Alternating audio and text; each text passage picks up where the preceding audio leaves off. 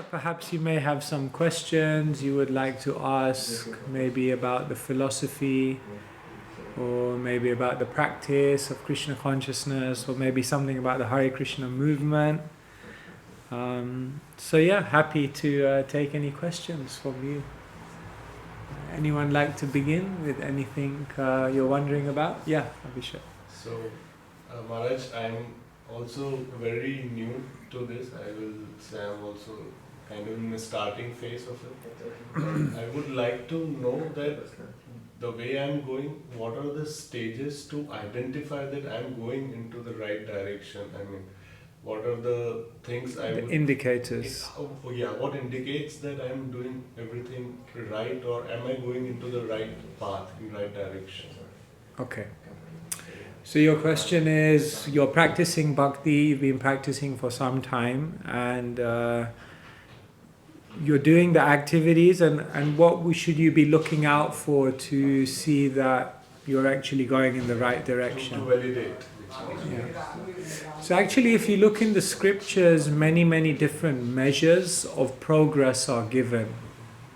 When we progress in spiritual life, different things within us are changing. And so that is often the main indicator. For example, one major indicator is your character. So Krishna explains in the Gita that as you practice spiritual life, then your divine qualities will begin to manifest more and more, and your lower nature, anger, greed, envy, pride, such things will begin disappearing. So that's one measure. Another measure is your desires. As you progress on the spiritual path, then your spiritual desires begin to become more and more prominent, and material desires, other things which were really important to you before or which you were kind of attached to, those things become less and less significant to you. Then you can understand, oh, I'm progressing because my desires are changing. Another measure of advancement is one's attraction for spiritual activities. If one is finding themselves more and more attracted to singing, meditating, hearing spiritual subject matter, and one is finding themselves more and more uninterested in hearing or engaging in activities of the material world, then you can understand I'm progressing. Your company is another measure. For example, as you advance on the spiritual journey, you'll find that you naturally gravitate towards wanting to spend more time with those who are on the spiritual journey, those who are connecting spiritually. So these are all signs of advancement. But I'll give you one other simple analogy that's given in the Bhagavatam. And the Bhagavatam uses the analogy of eating, and says that when you eat, three things happen. I'm saying this because we just ate, so you can relate to it probably.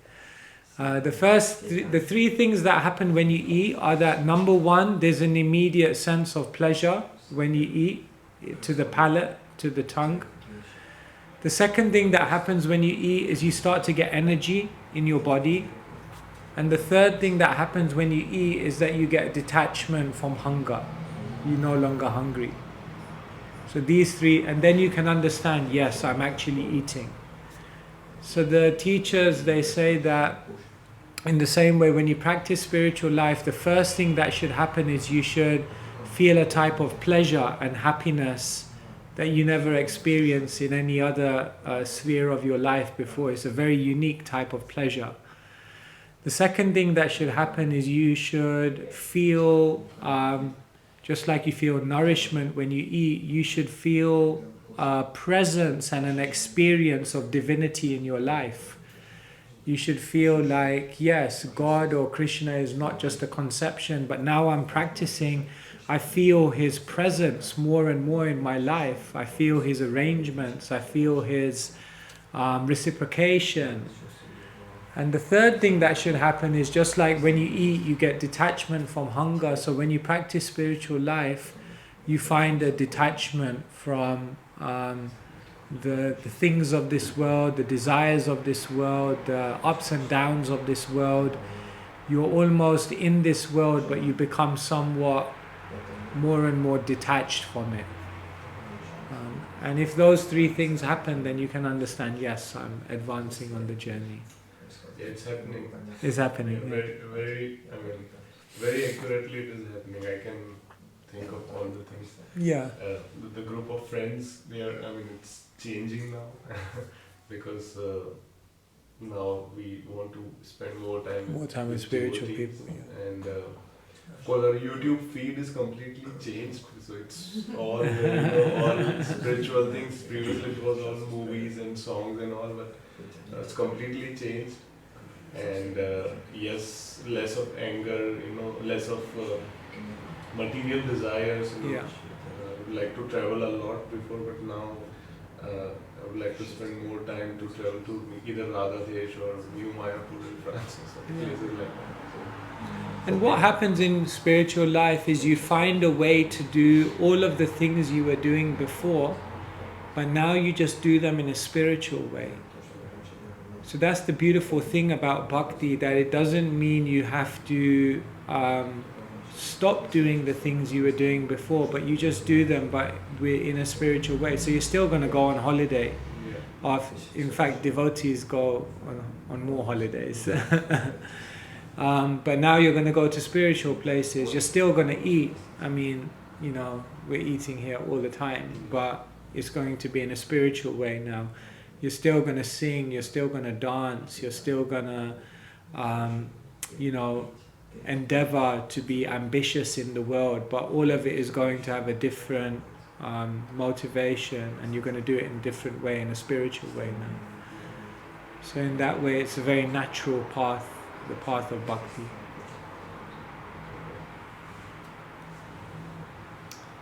Anyone else? Any questions? Yes, Mayank.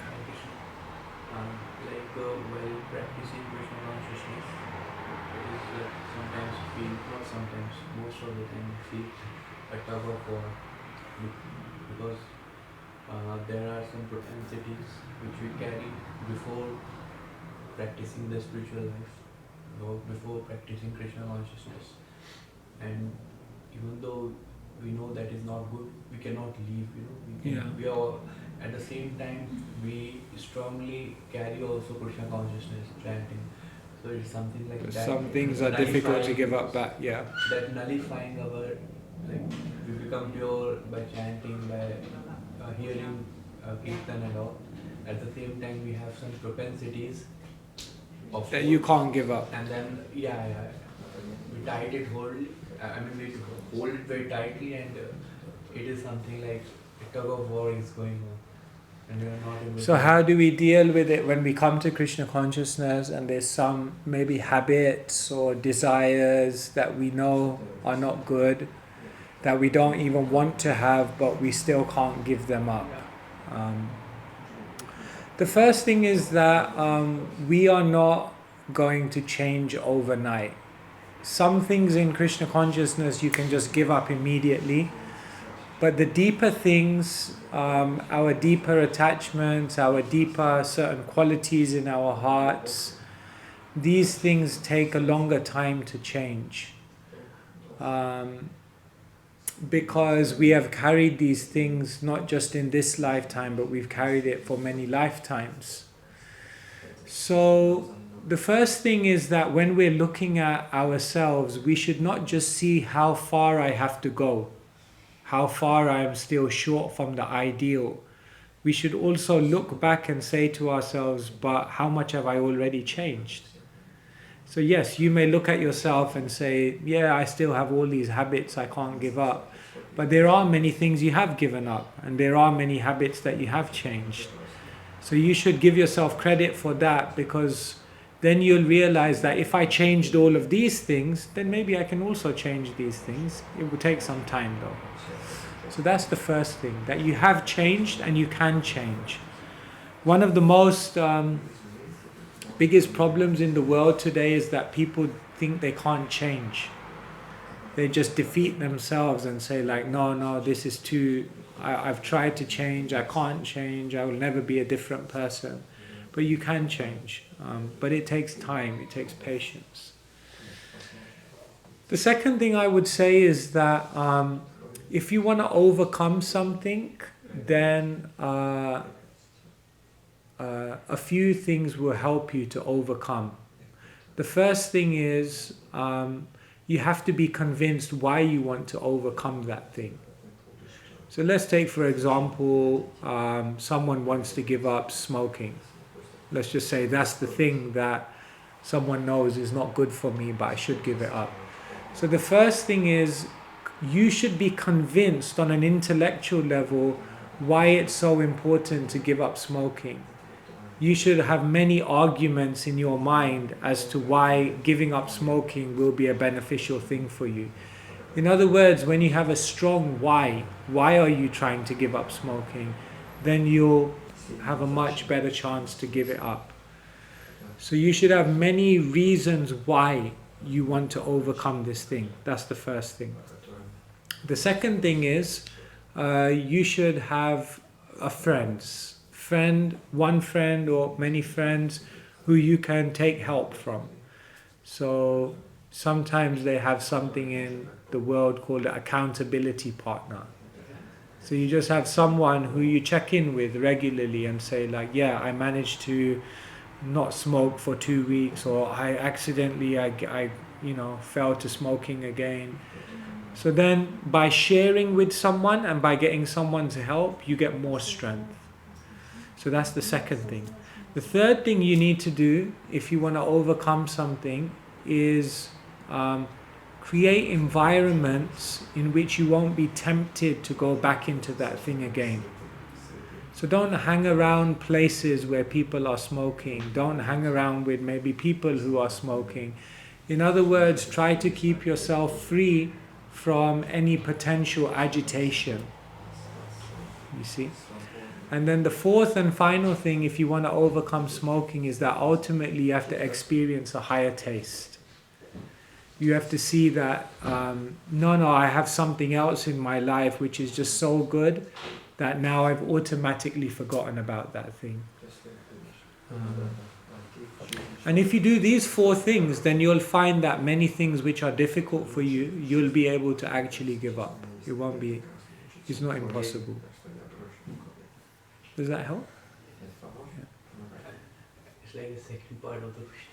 Yeah. So many Vaishnavas and Acharyas has mentioned a lot of philosophy about the holy name of the Lord. Uh-huh. Now, because they are the pure devotees and they are convinced of the power of the holy name, right? When Bhagavan Maharaj used to say, holy name is everything. Now, the problem as a neophyte devotee, only people who are bound to commit the mistakes, and we are just fighting with ourselves in devotional service.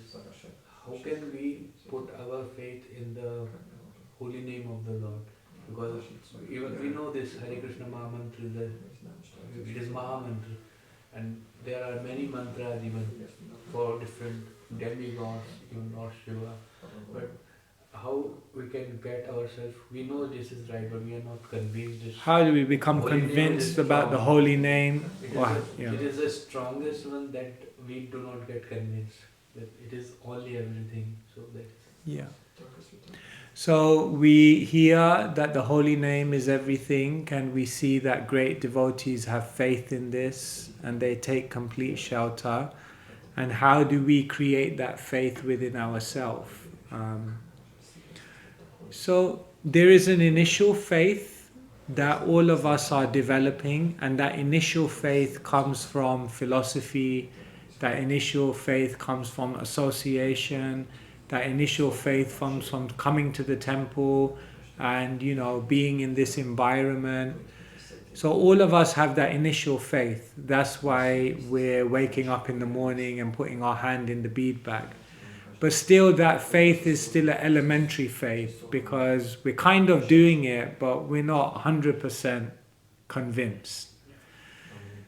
So basically, as you advance in the spiritual path, Shraddha turns into something called Nishta. Nishta means conviction. So what is that process by which faith turns into conviction? Is basically by continuing to chant and by continuing to associate and by basically cleansing the heart. The reason why that faith is not coming is right now because in the heart there are many bad qualities and wrong conceptions which are blocking that faith. So as we practice more and more and we cleanse our heart, and as we practice more and more and we experience Krishna in our life, then naturally what's happening is that faith is turning into conviction. So how do you basically get that conviction? You just have to keep chanting, keep praying, and keep doing it with attention. And this is probably a very important point.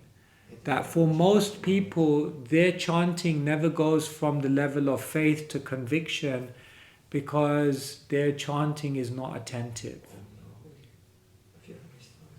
If we chant for many years, but we chant inattentively, then we won't actually find that our faith evolves. So we have to look at the quality of our chanting and we have to look at the quantity of our chanting.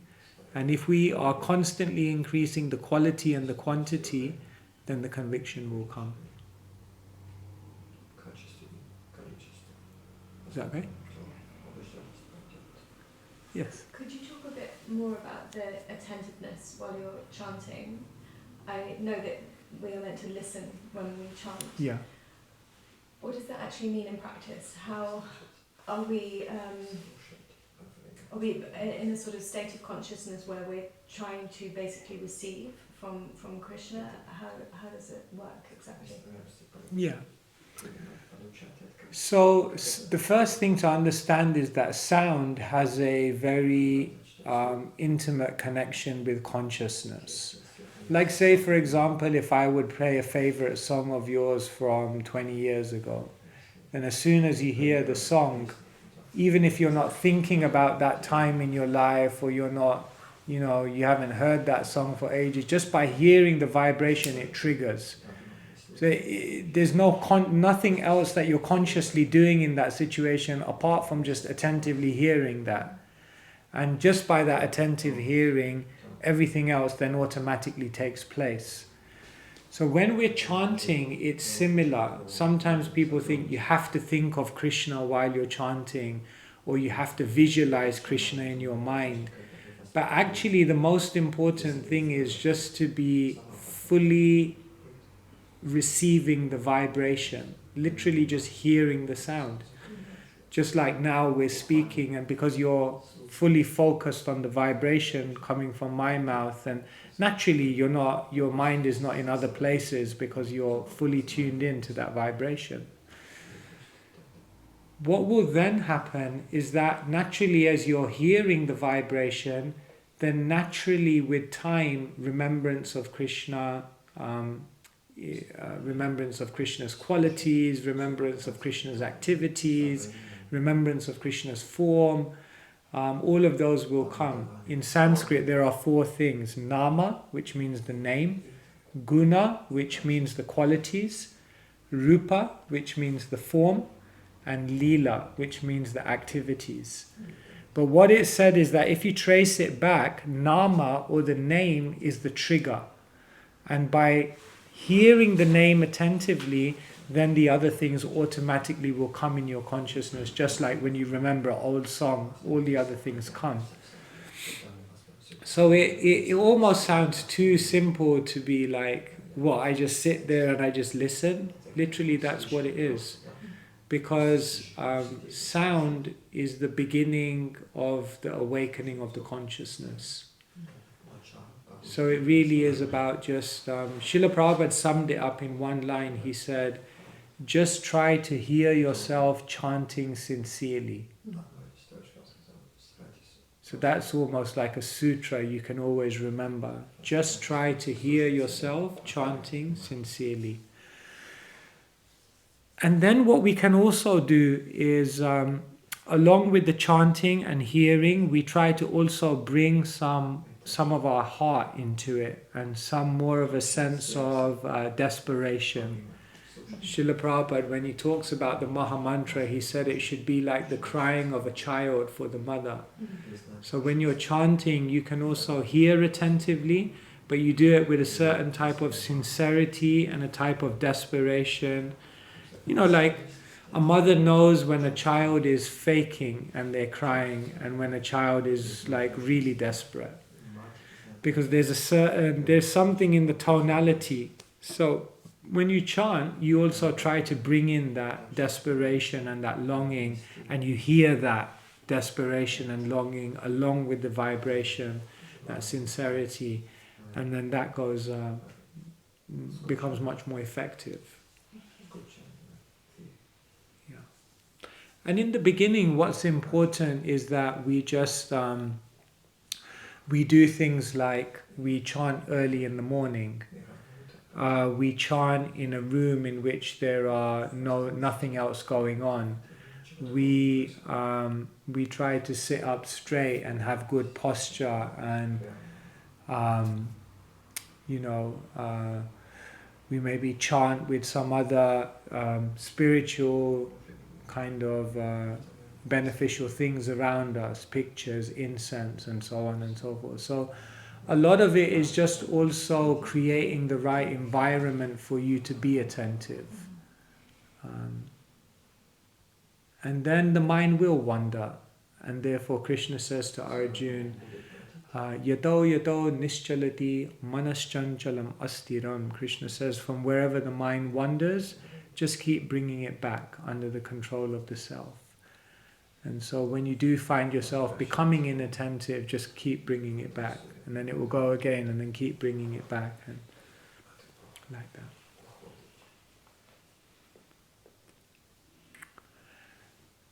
Anyone else? Any more questions you'd like to ask? Yeah. Yeah.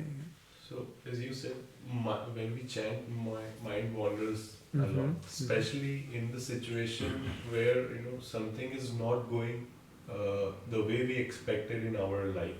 So, and we are kind of sad about it.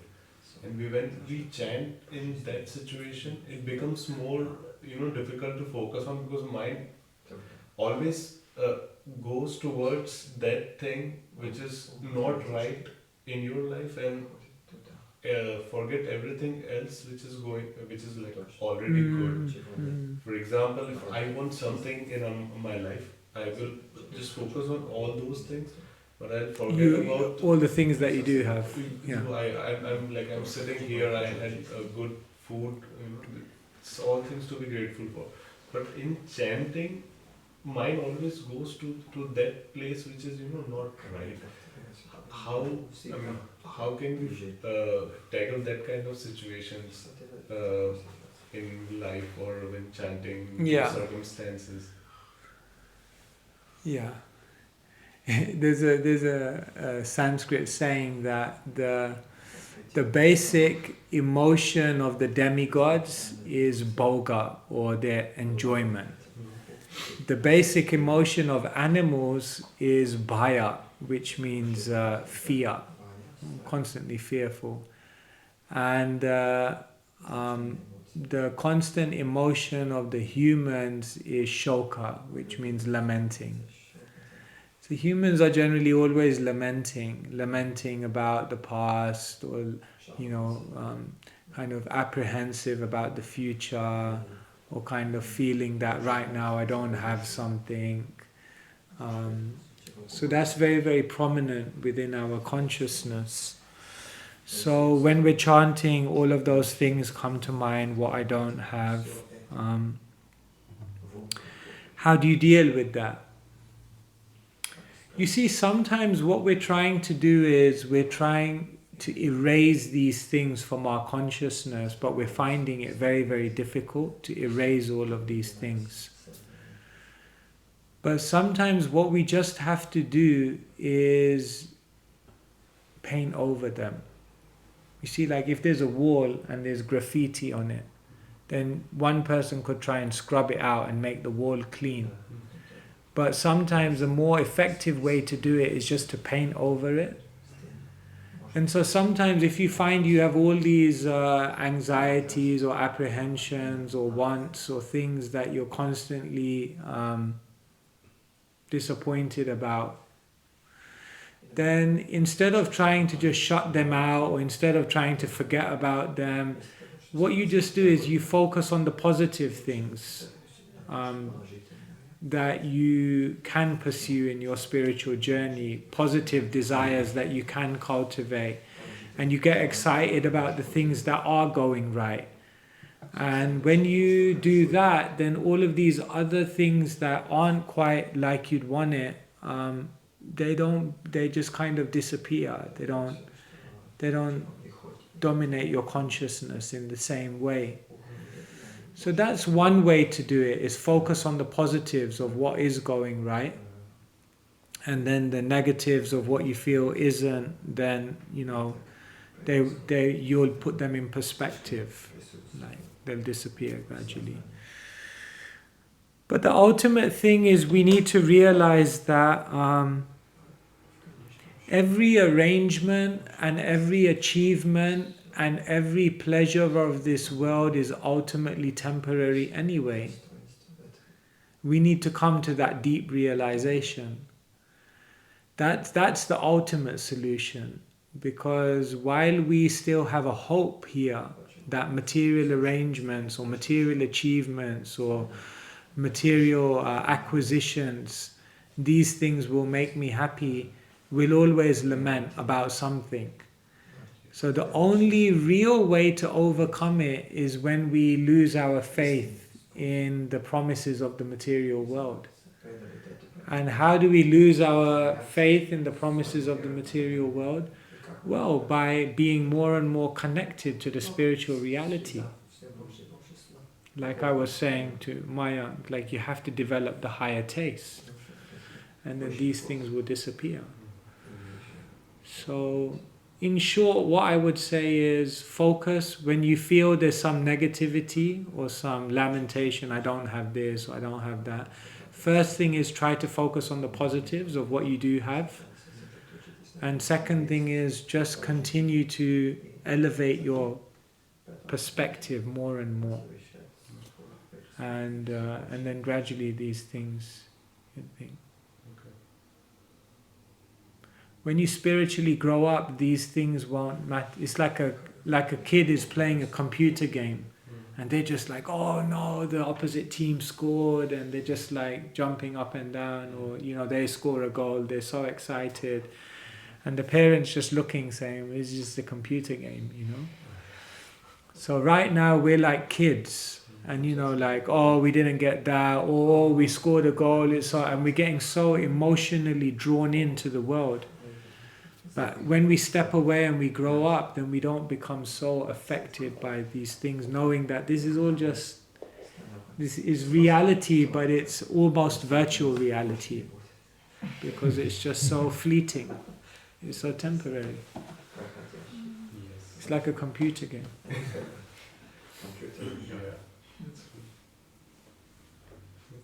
It's true and not true at the same time. It's true and not true at the same time. That's like our philosophy. It's true, definitely it's true, and what's the problem is that our perception of that truth is not clear enough. So it's true, but it's just that we haven't realized it. Therefore there are two things, Gyan and Vigyan. Gyan means knowledge, but Vigyan means intensified knowledge or realization.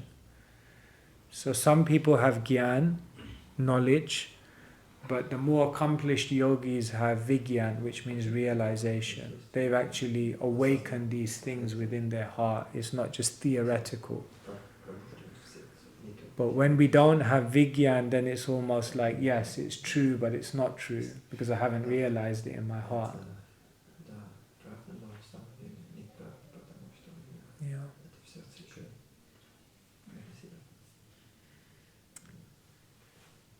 Yes. Я хочу хочу знать, вот когда наступает трудный момент, когда очень-очень трудно продолжать воспевать Святое Имя, что можно сделать? So what to do then when things are going, when things are getting tough, and it's hard to chant because of it?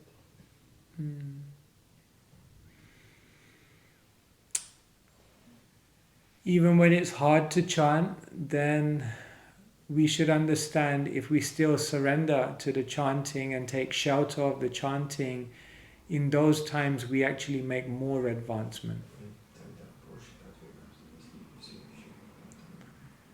When you chant and sometimes you don't want to, or when you chant and sometimes you're feeling like I don't know if this is making any difference, but you continue to dedicate yourself to that process, then in those times you actually sometimes make more advancement than when you naturally want to chant. So sometimes it's just a matter of dedicating ourselves to the process, knowing that ultimately what other option do we have? Will it get better if I don't chant? It's definitely not going to get better if I don't chant. So maybe I should try to continue chanting and be patient and see what may happen, if I continue on.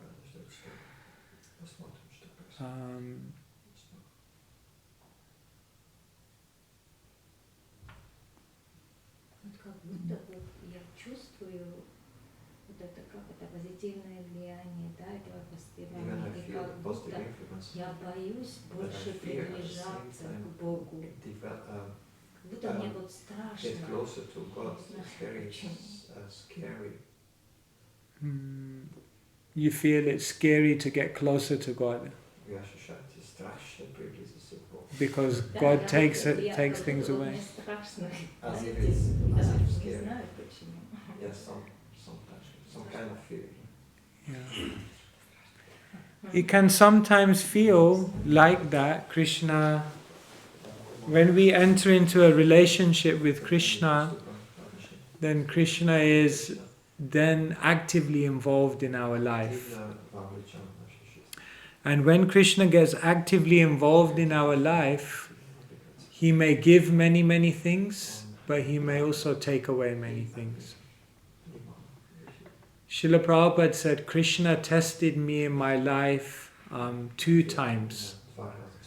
First, he took everything away, and then he gave me everything. Srila Prabhupada said both were tests from Krishna. That sometimes Krishna first, he may take away so many things, people, material facility, security, and that's a big test. Sometimes in another devotee's life, Krishna may give so many things, money, fame, success, that's also a test. Because both of these things can take you away from the spiritual world.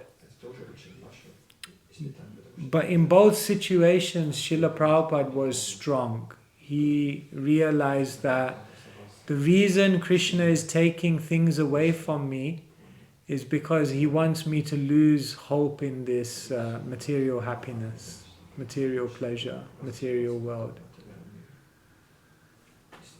If things were good, if things were comfortable, if things went according to all of my desires, we probably wouldn't have so much motivation to want to get out and go back to the spiritual world. So Krishna sometimes has to create these situations which are like, it's like an alarm clock, isn't it? No, anyone like the alarm when it goes off in the morning? We hate the alarm. It's very difficult. But although the alarm is difficult, when we wake up, then after some time, it's a struggle, but after some time we feel it's very good that I woke up. now I can do so many things in my life. But in that moment, the alarm is like, it's the last thing you want to hear. So life is like that. It's a very challenging life.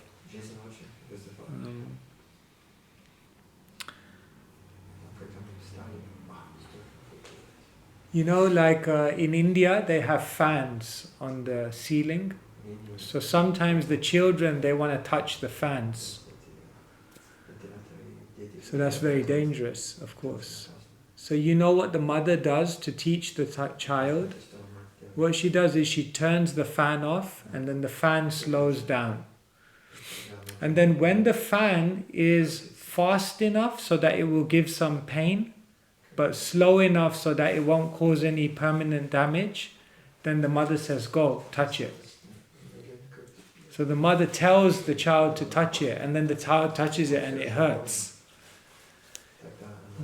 But then the child realizes, oh my God, no, I don't want to touch the fan again. It will hurt me. So someone may say, what an unkind way to teach the child. But actually it's the most genius way to teach the child. Because the child gets a deeper realization of why they shouldn't touch the fan. And at the same time, the mother does it in such a way that the child is not permanently harmed. So sometimes Krishna may do that. He puts us into a situation and we think he's putting me into this suffering. But this suffering is there to save us from a much bigger type of suffering. In the moment we feel the pain, but in the long term we realize that that pain helped me to get out of this world. But without that pain, you'd be constantly thinking,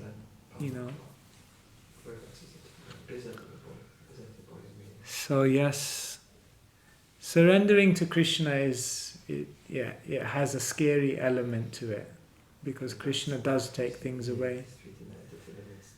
But it's the ultimate. It gives us the ultimate security and safety and protection as well, because Krishna takes things away to take us to a better place.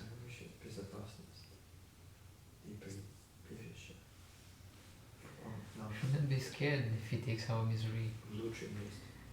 Shouldn't we be scared? We shouldn't be scared. We shouldn't be scared if he takes our misery. Yes, ultimately, yes. You say if he takes our misery or if he gives us misery? He will take our misery.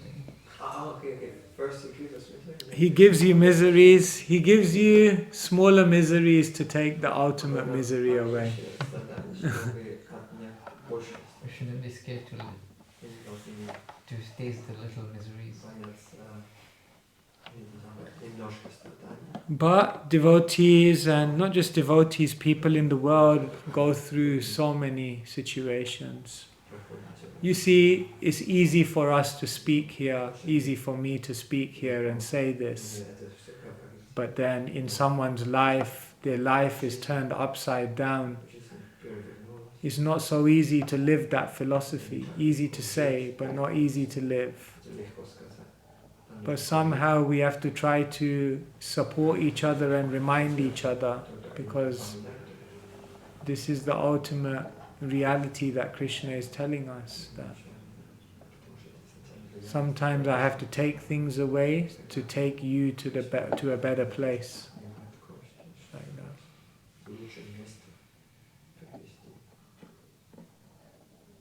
Yeah. This is very beautiful, Maharaj. But it's very difficult to digest. Yeah. But it's good to know at the same time. Who of us have not experienced this? Yeah. I mean, I think.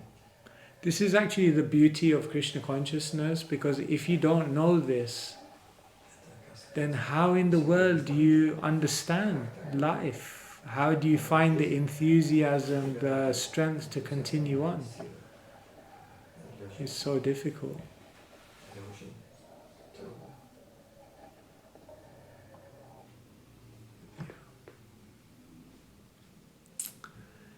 I think we have 5 minutes if anyone has any last questions. It's the same question I like to ask, like, okay, we sometimes feel in a situation when we are helpless, but sometimes we become so helpless, we even lose the hope, because we know, like, we are praying to Krishna, He is the Supreme Personality of Godhead, we are praying to Srila Prabhupada, He is a great devotee, and if they will not listen, then after that there is no one there, we feel completely lost. So what do we do when we feel we're making prayers but Krishna or Krishna's devotees don't seem to be responsive? Yeah, we expect, like, okay, Lord will not listen. Then we're losing hope. But with devotees, See, one thing you have to realize is that maybe they are responsive, but we have a stereotyped idea of how they should respond. So say, for example, like there's one Christian prayer where the person said to God, he said, God, I prayed to you for wisdom and you kept sending me problems. I prayed to you for love and you kept sending me people who wanted help. I prayed to you for strength and you kept sending me adversities. And then the person said, you gave me everything I needed, but nothing that I wanted. You understand? So the person was praying, I want love. So God says, okay, here, I'm sending you people who need help. No, but I want love. Yeah, but by helping those people, you'll develop love. So sometimes we pray, but we don't understand that God is answering our prayers, but not in the way we would have expected. So we pray to Krishna, I want to be happy. Krishna, I want to be free from all problems. And then Krishna sends all these problems in our life. And we're thinking, Krishna, I want to be free from problems. But could it be that Krishna is sending us these problems so that ultimately we get out of the problem of the material world? You understand? So we don't even know always how Krishna is answering our prayers. So sometimes we say, oh, I'm losing hope that Krishna is not listening to me. But really what we need to do is we need to broaden our perspective. That maybe Krishna is, but maybe not in a way that we can understand right now. Does that help? Maharaj, is that also true that the problems become big and small based on the comparison with other people around us? That if there's a problem in my life, it's okay if everybody is having it, and if it's only with me, then it becomes more concern for me. Is that also true? Yeah, we generally, because we have a very comparative mentality, so our perception of something being good or bad is very much determined by what's happening to those around us. Yeah, that's definitely there, because we're still stuck in a relative conception. And it makes and when you're spiritually realized and you're completely beyond that comparative mentality, even on a material level, when things are happening to you which are much worse than those around you, you'll feel yourself to be very fortunate. You see what I mean? Like goes the diametric opposite. When you're in the material comparative mentality, even if you have so much, you will feel dissatisfied because one person has something more than you. But when you're spiritually realized, even if you have nothing compared to the people around you, you will feel yourself to be the most fortunate, because you've gone beyond that material comparativeness. So, yeah, that's another sign of advancement. that one is not judging their happiness by comparing with others, but one is judging their happiness by their connectivity with divine, with God. Gauranga Prabhu, in one of his lecture, he was saying, injustice is happening in the whole world, but to me, no. Injustice is happening to the whole world, to me. Krishna, are you there? But to me, no. It shouldn't happen to me, although it's happening to everyone else. Yeah. Yes, it's happening to everyone, but to me.